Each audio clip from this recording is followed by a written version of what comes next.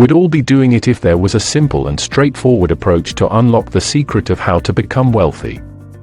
And although there is no single approach or way to get rich quickly, there are tried and true methods for becoming wealthy, which require time.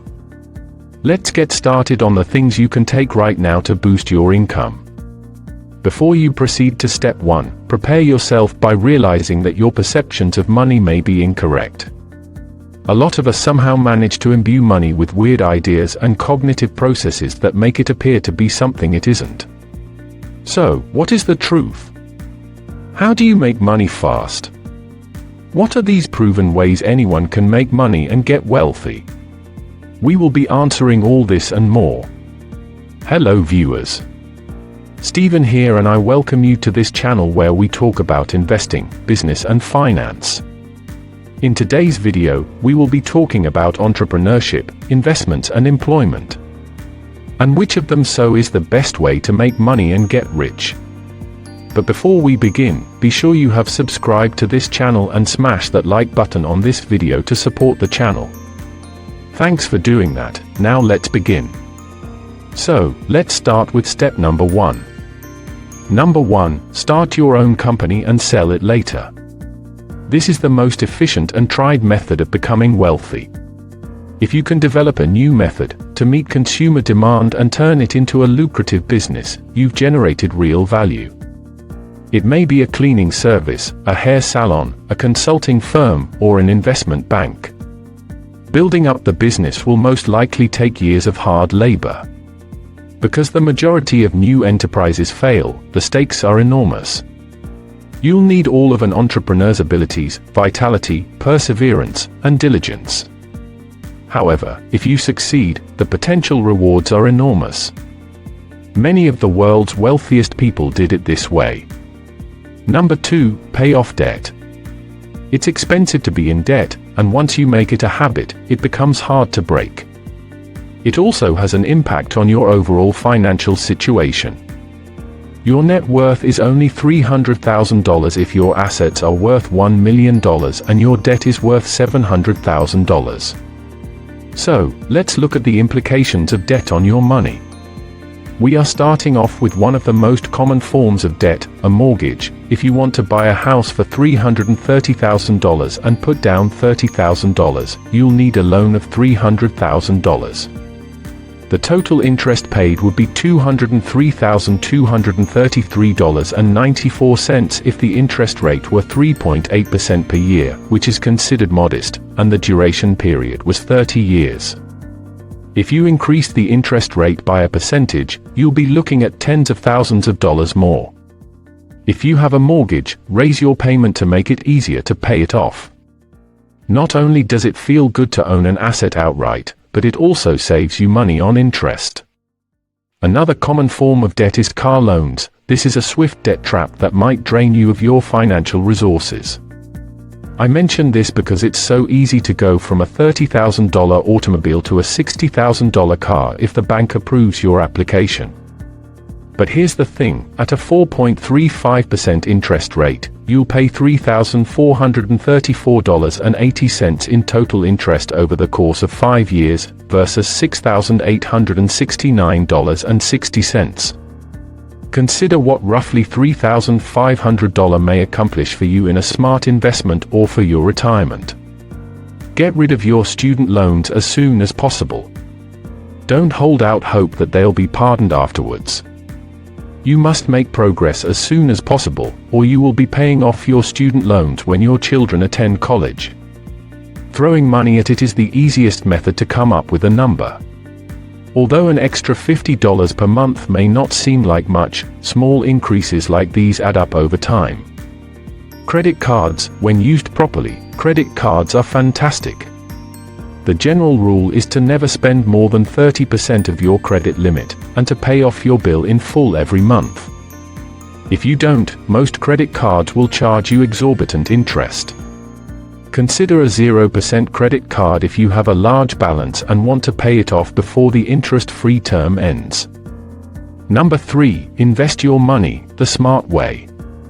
You'll stay away from the weird flyers in the mail that promise great returns on small investments in some unknown firm or plan. Instead, you'll learn about index funds, mutual funds, exchange-traded funds, and all the different sorts of investments available so you can figure out which one is right for you. Allow us to introduce the ladder of personal finance to you if you're new to investing. Each new step on the climb represents a new level, and while they become tougher as you progress, they aren't insurmountable. Have a look at some of the following steps. The 401k step. If your workplace offers match contributions, take advantage of them if you have the opportunity. If you put effort to invest, your 401k can lead to a prosperous future. The debt step. As we've already pointed out, check out our ways for paying off debt rapidly if you still have it. The Roth IRA step. You'll want to contribute as much as possible, much like your 401k. Your contribution limit changes from time to time.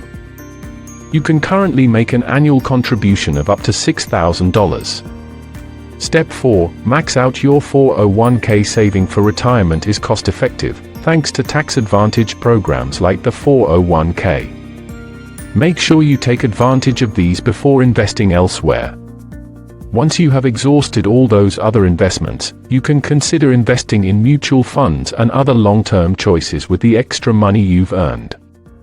Number 4. Automate your finances. For good reasons, we're big on automation. Why on earth would you spend part of your family time or downtime to pay bills and conduct financial admin if you work a conventional 9 to 5 job and want to enjoy some quality family time or downtime? Your time is valuable, and technology improvements allow you to retain more of it. For bill payments, savings, and investments, you can set up automatic transfers. After your auto payments have been deducted, you are free to spend the remainder of your money on whatever you wish. Even products that you may have previously thought of as splurge purchases. This is referred to as a conscious spending plan, and it will give you more financial flexibility than a budget ever could. First and foremost, pay yourself. This means that before you go to that local seasonal sale, you should save and invest. Before we continue, I'd like to know, are you getting any value so far? If you are, kindly like this video, and if you are new, welcome, and go ahead and click subscribe. Done? Good. Let's move on. Number 5. Negotiating your wage can help you earn more money. Increasing your income has the potential to have a cascading effect on all of your future earnings. Higher money means more contributions to retirement plans and more money for investments and savings. If this sounds too good to be true, and the notion of approaching your boss for a raise makes your palms sweat, there's a load of resources on the internet that will help with exactly this. The simple joys of the internet. Consider this: a $5,000 wage rise, invested and compounded over a 40-year period, can be worth more than $1 million. Number 6. Negotiate your bills to save money. You already have the power to negotiate your rates if you have a long-standing connection with a provider, whether it's your local gym or a national bank. Other factors that may work in your favor include competitors offering you a better bargain, a stellar credit score, or the fact that your supplier makes a lot of money from the products you use. A top tip: have the mindset that you were bred to be able to negotiate. Give credit to your ancestors' skills or whoever you want to, but believe that you are a master negotiator. It's as simple as clearing your throat, picking up the phone, and earning that additional money. Number 7. Build multiple income streams. The wealthy always have multiple sources of income, which you should be aware of. They rarely rely on a wage alone, whether it's through passive income streams such as investments, dividends or rental income, or real estate returns. Additional sources of income could include blogging or photography as a side business, profits from stock market investing, starting a small business, and working for yourself is a great way to get your foot in the door. Number 8. Start early. Whatever path to riches you choose, the sooner you begin, the sooner you will arrive.